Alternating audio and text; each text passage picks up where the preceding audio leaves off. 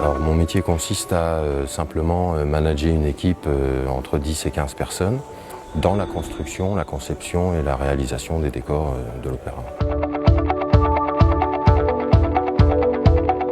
Les opéras sur lesquels on travaille sont faits en collaboration directe avec d'autres opéras. C'est simplement les portefeuilles communs pour la production, quoi.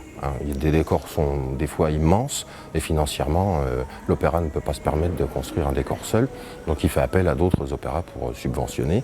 Et c'est là que les décors tournent dans les opéras qui ont mis la main à la poche, quoi.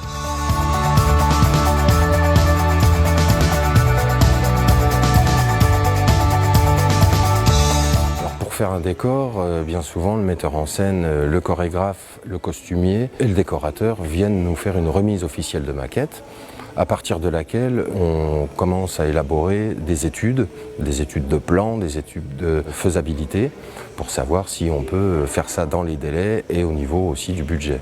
Ensuite, les tâches sont réparties avec mon bureau d'études et puis dans les divers ateliers, serrurerie, menuiserie et décor. Pour faire une production, il faut compter 1 mois et demi, 2 mois.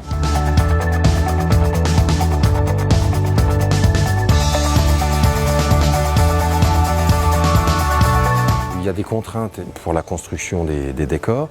Il faut que le décor puisse rentrer sur tous les plateaux communs des théâtres qui coproduisent le décor, la production. Et l'autre contrainte aussi, c'est que le décor doit se couper en petits bouts de Lego pour pouvoir être affrété dans des camions. La difficulté quand les décors partent de mes ateliers pour aller sur le plateau de l'opéra, c'est le montage au sein même du plateau avec des équipes diverses, des machineries, des cintriers et ainsi de suite, où là il faut un langage de communication beaucoup plus précis en matière de plan et ainsi de suite pour pouvoir retranscrire ce que nous on a dans la tête, dans l'élaboration, ce qu'on a fait un petit peu avec nos mains, et puis la machinerie où il monte effectivement la structure du décor, où il faut que tout soit bien réglé, les plans, tout bien repéré, calpiné et ainsi de suite.